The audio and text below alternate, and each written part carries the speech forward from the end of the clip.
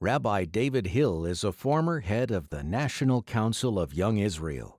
He founded Operation Lifeline, which sent Americans to the Soviet Union to teach Torah and distribute religious articles after a series of audiences with the Rebbe in 1961. I went in to see the Rabbi with Irving Bunham, and at the end of the conversation, which took in many other topics, I said to him, "Wie fangt man an zu helfen Eden in Russland?" The minute the Rabbi heard that, he says, "We'll meet another time, and then we'll talk about Jews in Russia." Now, one of the members of the Latvian parliament was Rabbi Chodakov, who was friendly to my parents. I took advantage of that, and I called him up. I said, "I would like to discuss Jews in Russia with the Rabbi." Got me an appointment, and this was already B'Yechidus. And he said to me, "I have never given any information to any outside of Loubavitch in finding a way to help Jews in Russia. But if I give you names and addresses," and I said to him, my purpose was to send in Rabbanim, to send in Shochten, to send in those that can somehow ignite that pintalid, that spark that every Jew has. So he said to me, "I'll open the doors for you. I'll give you names, addresses, etc. But I have a condition. The condition is b'li piyasum.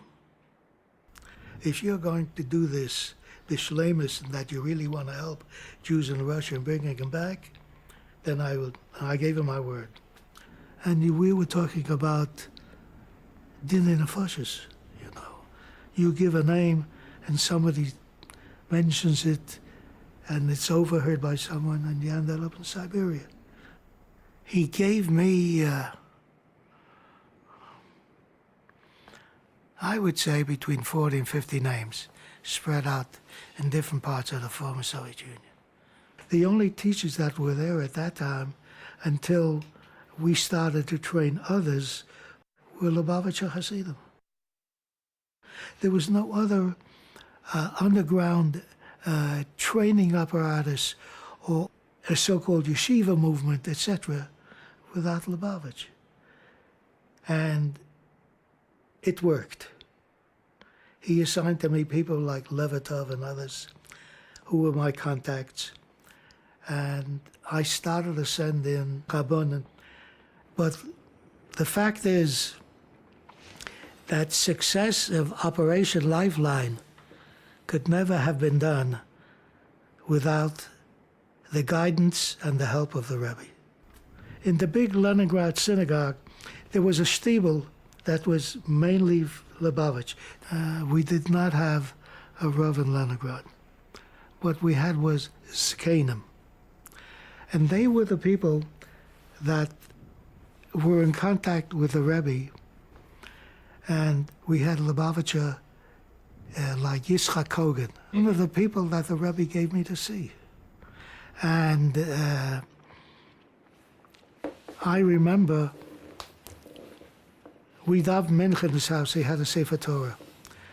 This was September. The nights were long in Leningrad.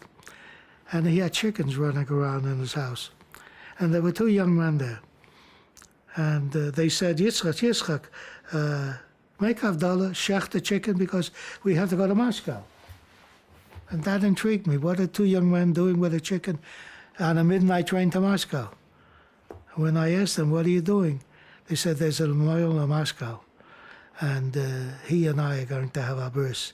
And since we know that we need meat or chicken for a Suda, we're asking him. In Huis daar van de nachtpriesen. Dus jetzt geht man machen, der Brief von der zweiten German, Prieten gemacht und noch einen. Da sind zusammengekommen die Menschen, die beteiligen sich in Brief. Das ist in ein Haus von einer Frau. En daar steht der Mutter der Sheikh mit Kirche und Rabbi Ram. Na Freude, da was nutzen ihre Stuben, gesagt auf ja, sie sagen größte Tzadikes und sie was machen dort die Brissen jede Woche. Oder bei die freien Stube ist bei jedem dort der Brissen. Und der junge Mann, nimmt es zusammen, die alle junge Leute. I mean, this was the type of Mesiras Nefesh that you found that you never forgot.